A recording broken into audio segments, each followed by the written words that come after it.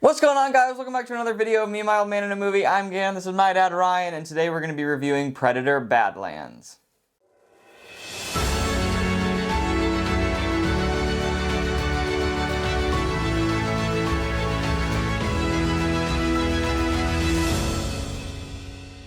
So before we get started, I'd like to read a brief synopsis on the film. Cast out from its clan, an alien hunter and an unlikely ally embark on a treacherous journey in search of the ultimate adversary. All right. Very straightforward synopsis there. And so we're going to first give our initial thoughts on the film. Then we're going to go into our Blockbuster Trio, which is 3 things that we like about the film. Then we're going to go into Cutting Room Floor, which is anything that we would change about the film, give it a rating, and then tell you whether you should see it in theaters, wait to stream, or skip it altogether. Right. So let's go get right into our initial thoughts. Initial thoughts. I went in low expectations. I've never watched any of the Predator films, so I didn't really know what to expect. I had read a little bit prior to when we went in, got the gist of it.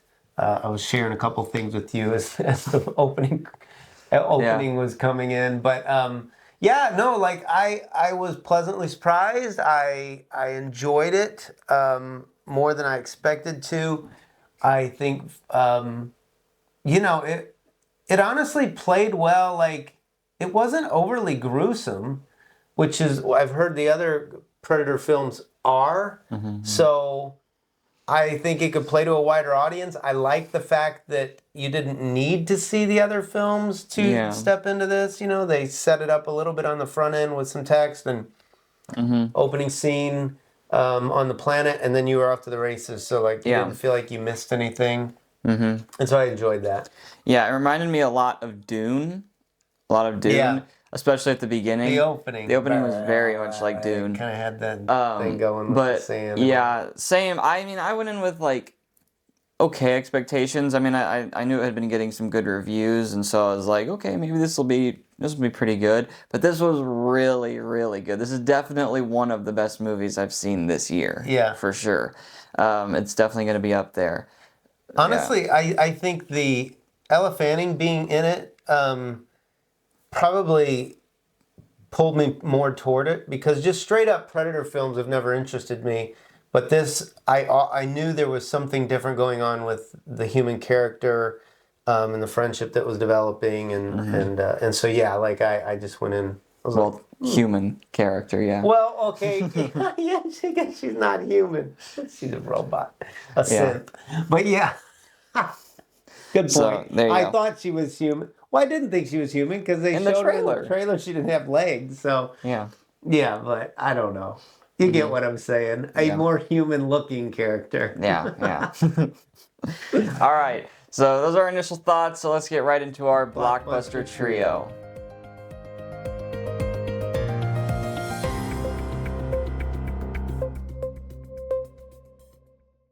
All right, you can kick us off with the Blockbuster Trio. Let's do this. So I'm going to say the story itself, I liked. I thought it was solid. I read some critiques on this. It was actually one of the things that a lot of people complained about, that it was overly simplistic, overly played plot. I thought it worked. I mean, it's an action film. Yeah. There's some other things that I'm going to talk about that I liked that I didn't expect from this as an action film.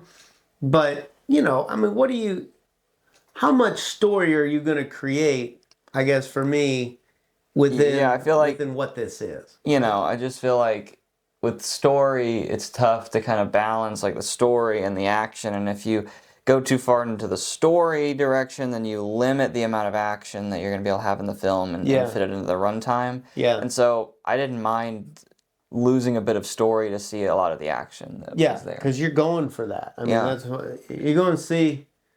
This Predator film, you want to see some fight stuff and intense, so, and it had it. Yeah, for sure. All right, so that's my first. I was good with the story. All right, the first thing that I had was the sound effects. Yeah. This was surprising with this one. I didn't expect this. So the sound effects, I mean, immediately the opening scene, there's just loud, like, driving music and sound design that's coming in, and throughout the fight scenes with the swords whooshing around and stuff, like the sound effects were really really cool, and they played really well in a theater. A lot of the plants. I thought about when he would talk and his like the way they had his talk with his cheeks and everything. Like it just sounded authentic and kind of an eeriness to it. Even when Elle Fanning's character would talk, the robot, like she would go into like this oh yeah, there'd AI be a little voice, like glitch thing going on with her, some of her vocals. And that was yeah, cool. that Yeah, was I like neat. that. I did notice that when it would happen. Ooh, that was cool. Yeah, good call. Yep. All right, I'm going to say the depth. So I was just talking about the story being kind of simple, but at the same time, there was some depth to the characters. I felt like that, again, doesn't seem to be present, from what I understand, in some of the other Predator films. Yeah, they humanized the Predator a little bit more. Yeah, definitely. Dak was humanized. Ella Fanning's character. They brought in another character, Bud, and like they all kind of had their own story going, and there was touching moments to it, and kind of a the arc was present for the characters. So I thought they did a good job kind of creating some of that within this straight up action film. Yeah. All right, so the second thing that I had were the battle sequences. These were really cool. The opening scene, they had a battle sequence between the two brothers, and then they have one at the end with the father and the son, and then the bodyguards and stuff, and even with the big Callisk, which is like the big animal. And then even when he was interacting with like the plants and the vine and stuff, like there was just really cool action sequences, and like it was just a lot of like unique stuff going on. Yeah, like the world building was really excellent. Almost put that actually. So last thing for me is chemistry. I mentioned the three main characters that kind of drive the storyline, and for me, I thought they played well together. There was some humor. Yeah. There was some touching, like I'd mentioned earlier, some touching moments. So I think well cast, I guess. I don't know, like, I mean, a lot of it's, I guess, CGI, then you have makeup and, all this stuff, but they worked well together, the characters. Yeah, they did. The third thing I had was the comedy, which is kind of what you touched on, the humor. I didn't expect this out of it. It was actually, there were plenty of, like, comedic moments and lines and dialogue in the film that actually delivered good laughs. That I wasn't expecting from the trailer, from the Predator movie.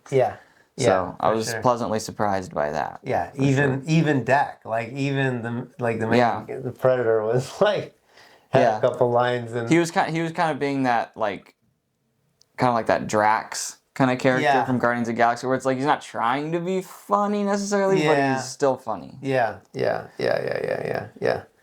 All right, well, there we go. All right, let's move on to the cutting room floor.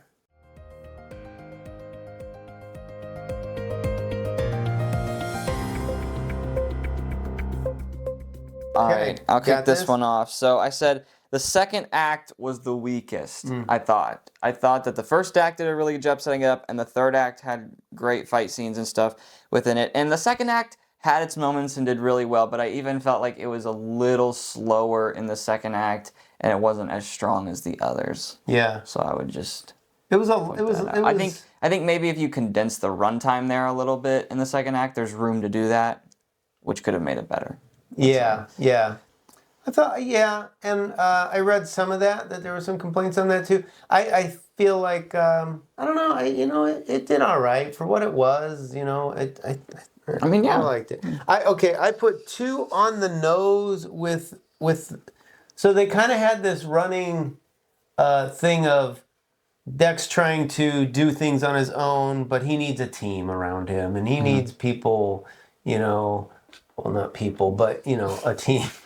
And I felt like that, like, it almost preached at you a little bit at times with that. Like, it was just too upfront.